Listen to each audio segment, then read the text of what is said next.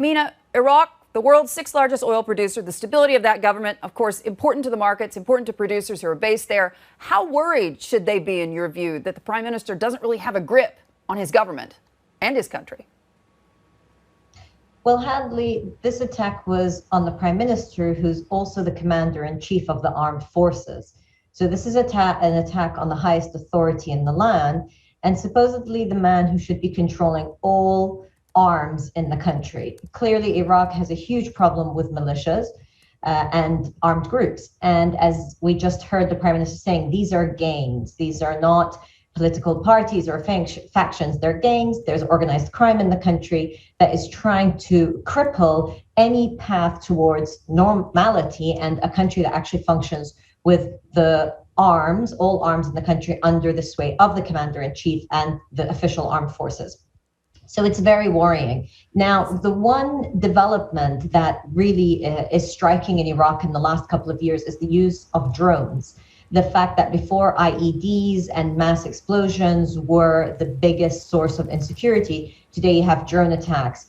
The prime minister's residence is the highest target they've hit before. They've attempted to hit the American embassy, the American consulate, and other strategic vantage points in the country that basically target the sovereignty of the country. So it is incredibly worrying. And the prime minister has very difficult decisions ahead of him. He will have to take action, or else this sort of escalation starts to become the norm, at which point the country could unravel.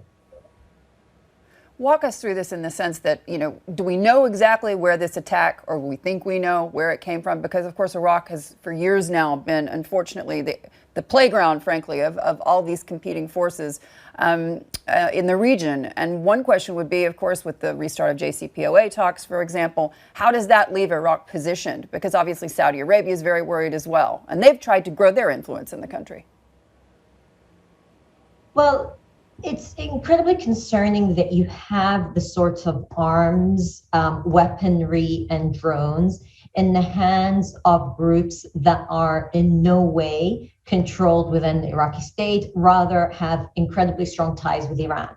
Now, again, the Iraqi government has been incredibly careful not to say who these militias are, not to blame Iran. And the reason is, of course, they don't want to cause a crisis before they actually can say this is the tangible proof. And even if they were to link it directly to groups supported by Tehran, it is highly unlikely they will come out and have that confrontation, which is the problem in Iraq. That's why these attacks keep happening, because that confrontation is being avoided at a cost of emboldening these sorts of militia groups.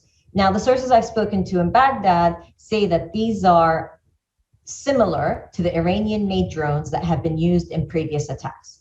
So the drones are coming and being supported by a particular country, and that is Iran. Again, the Iraqi government is loath to actually say that publicly, and most Iraqi sources that I speak to say it's now come to the fore where the government will have to take some sort of measure, because you can't keep having these Iranian-made drones being used. And again, Iraq is not the only country where we're seeing these sorts of drone attacks.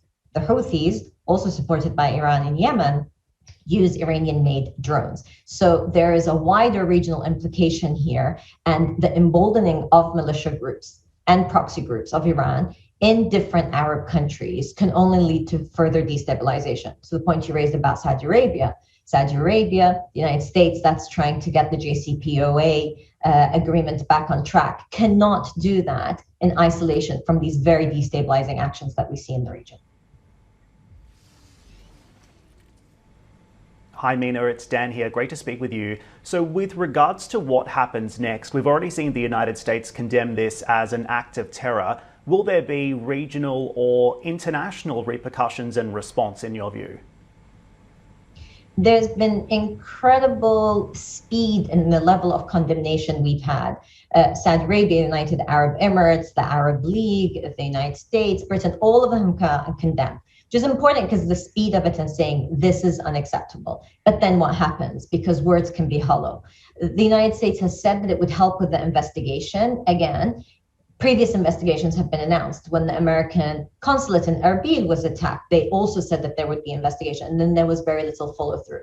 So regionally, there really is a sense that this time there has to be some sort of follow through, and there has to be a very loud, not only signal, but action taken to curb these sorts of militia groups. And again, stopping the use of drones and stopping the use of the sorts of weapons that really used to be only under the control of the state, but now are proliferated throughout the region from different armed groups, largely supported by Iran.